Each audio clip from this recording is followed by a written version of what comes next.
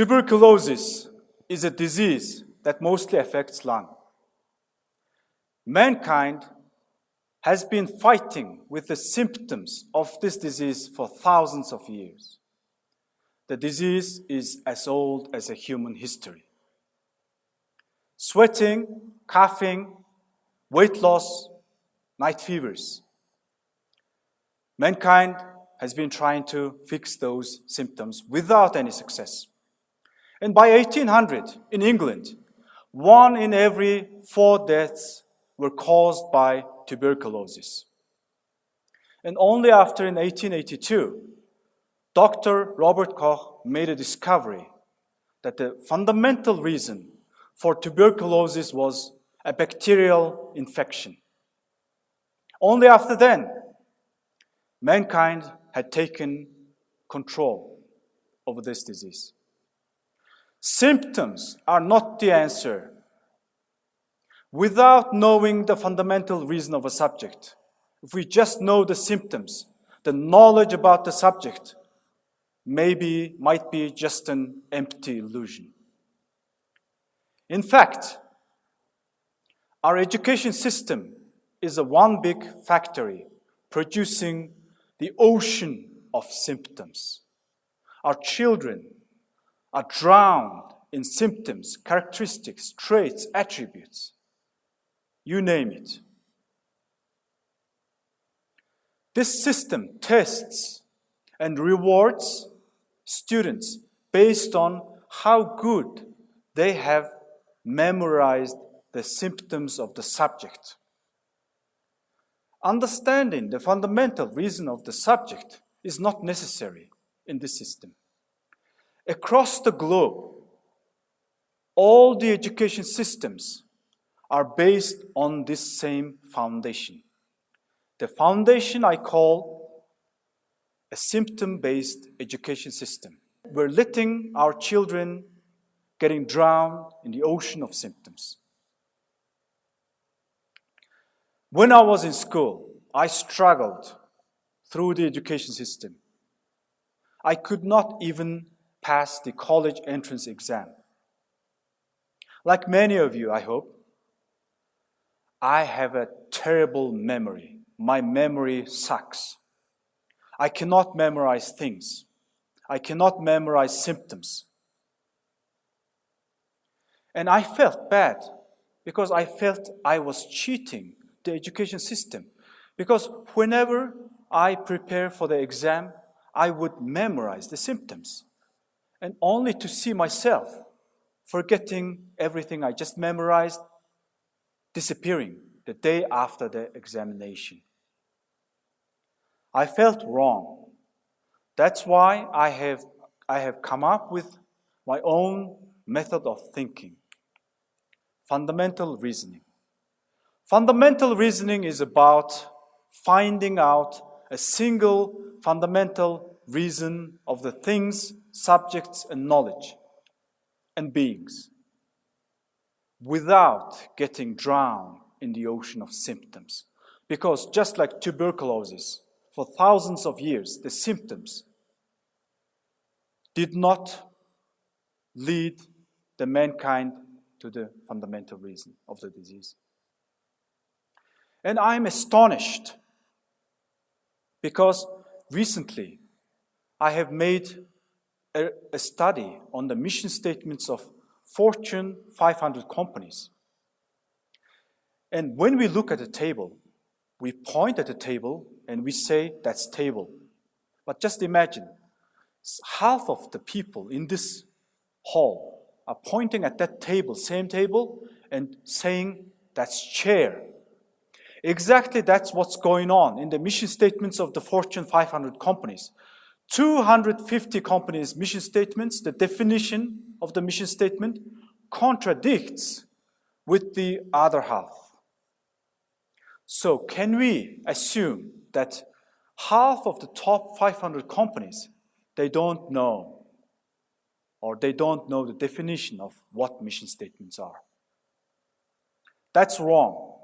And that's partly because of our media and because of our education system, which are getting us overwhelmed by symptoms. And let's take the other example. A leader. Leader is an integral component of a human society. Since the dawn of the man, we had a leader. We're having a leader, we will be having a leader. This is the fundamental structure of the human society. Leader is such a basic knowledge, but yet we're still debating today whether the leaders are born or made, nature or nurture. This is insane. And I've just checked up Google, millions of results, who the leader is. You could do it yourself on your smartphones. 10 properties of a leader, 7 qualities of a leader, and countless of best-selling books describing the symptoms of a leader without going to the fundamental single reason of a leader. I've just read a research paper from a global top Ivy League business school. They've spent 4 years and 2,000 leaders across the globe to find out who the leader was. You know what?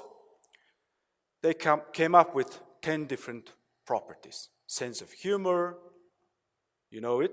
Who has a sense of humor? Being honest. Being honest, is it a symptom of some fundamental reason, or is it itself the defining factor for a leader?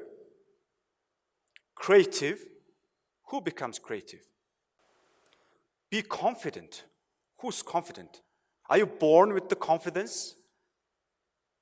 Or do you acquire it? Being consistent. Hardworking.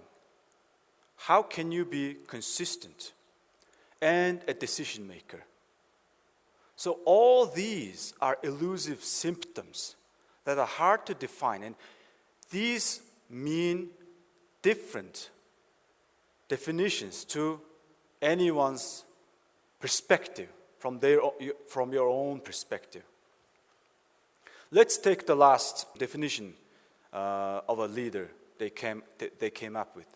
So, a good communication skill. Now, if you pull out the Economist magazine, you will see a job advertisement requiring a person for a super senior level executive position, one of the global financial or business centers. And they are asking, large corporations, they are asking, we want someone who's got a good communication skill. I believe you've heard about it. Good communication skill. Is it a symptom or fundamental reason? Who will exhibit a good communication skill? Think about it for 1 second. I think a good listener does not necessarily mean you just sit there silently and let the other party speak. You ask questions. You hear the other party to speak, but you understand the things that he may have not yet said. What is his real perspective, the real intention? Once you get that of the other person, other party, you can exhibit a good communication skill. Good communication skill does not mean you should be smiling in each and every of your conversation. Sometimes you should be shouting. Sometimes you should be sitting just idle. Sometimes you should be engaging in a very creative conversation. So only a good listener can exhibit a good communication skill. So from now on, I advise you, whenever you put a job advertisement, put a good listener quality instead of good communication skill that you are requiring from the person. But who is a good listener? Who can be a good listener? Maybe someone who really is interested in others. If you're not interested in other people, how can you listen the intentions that other party is not revealing? Now, who becomes really interested in others? Are you? I'm asking you, are you interested from your bottom of your heart in others' businesses? Are you? Have you had such experience? Yes, I think you do. You did. Or you did once. When you like that girl or like that boy really much, you could read his mind from his eyes. You could read each and every intention. In that case, you were really interested in someone else from your bottom of your heart. But are you continuing that tradition in your everyday life? That's the question to be answered towards the end of the day, today. Now, I'd like to share one of my experiences. Exactly 14 years ago, I have decided to do a part-time lecturing to college students. I agreed with the college administration, and they opened up their students and their time. That was to benefit myself because I wanted to be confident in front of other people. You know, I wanted to be a good public speaker. I wanted to show off because I was a high-flying banker at that time. That was for me to benefit myself. No single thought about the students in the classroom. But then, each and every time, the first 4 or 5 experiences were excruciatingly painful. It was a torture. The classroom was a torture chamber, you know. I would tremble. Just before entering the classroom, I would tremble. I thought I would just pass out in front of the students. I would constantly think about how do I look like, what they're thinking about me, do I look good or bad? I had a hard time focusing on my subject. After a couple of such experiences, I've just realized something subtle, something deep, something emotional. I've seen on the top of their heads, my students, a responsibility. Because these students, from the eyes, I could feel, they are wanting a knowledge. The knowledge, if I give them, if I pass them during my lecturing, that could change their lives. If I can give them something good, a good experience, a good knowledge, that can change, that can impact their lives forever. But if I just go there, only thinking about myself, and waste their time, it's not going to help those kids. An immediate urgency to take that responsibility from the top of their heads and put that responsibility on my shoulder. And you would imagine what was like the next lecturing experience. Right after that feeling, I was preparing for the lecture. I was only thinking about, what am I going to give? I should give them something good. And a thought about myself instantaneously disappeared.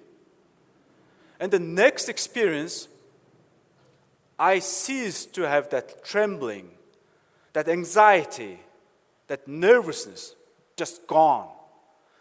And my voice was projected. I had an eye contact with each and every student.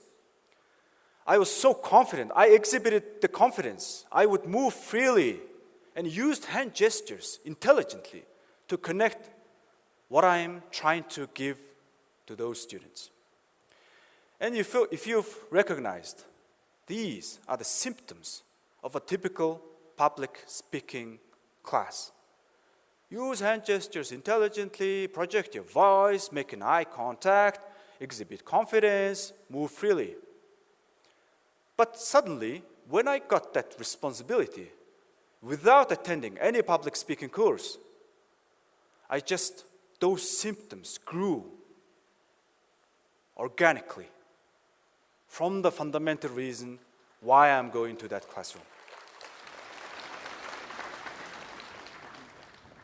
So charisma is connected to a good speaker. If you can connect with the audience, if you can connect with your followers, you can create a charisma.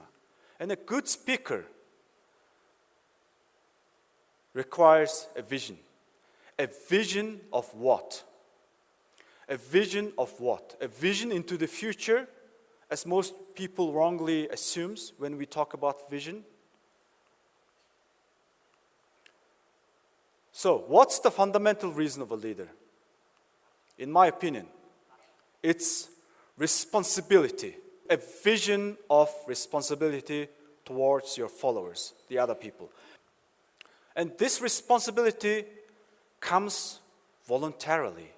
No one gives you this responsibility. And this is the difference between a leader and the manager. Leader assumes the responsibility in front of other people voluntarily. And authority is given by the followers by themselves. But in the case of manager, the responsibility and authority are both given from the top, by the regulation, by the laws, and through the hierarchy. So in my opinion, using my fundamental reasoning thinking methodology, the single fundamental reason of a leader is responsibility, voluntarily taken responsibility. Once you get that, all those symptoms that this top Ivy League school defining, and these top business magazines are defining, will grow organically and naturally and on its own. So now we're looking at a tree that is called fundamental reasoning tree. The symptoms are the leaves and the smaller branches. When you go down, you may find the fundamental reason. This can be applied to each and every different subject. Now let's talk about divorce. Today, the divorce rate in the United States is 50%. 1 in every 2 couples will divorce in the future. And we're talking about a country who's got one of the best education systems, a role model. And how is this possible? Can we reduce that 50%? I think we can. How? Because we have failed to provide our children the fundamental reason of the love. Love, just like leader, is such an ancient, such a natural, such a structural knowledge of human history and the human society. But we don't know what love is. Maybe our kids are mistaking a symptom of something totally different to a symptom of a love. And today, we, the world, needs to change and reform its symptom-based education system to a total new paradigm, a new education system that is based on fundamental reason. And I believe we should be spreading this knowledge. We should be the catalyst for this change. Thank you.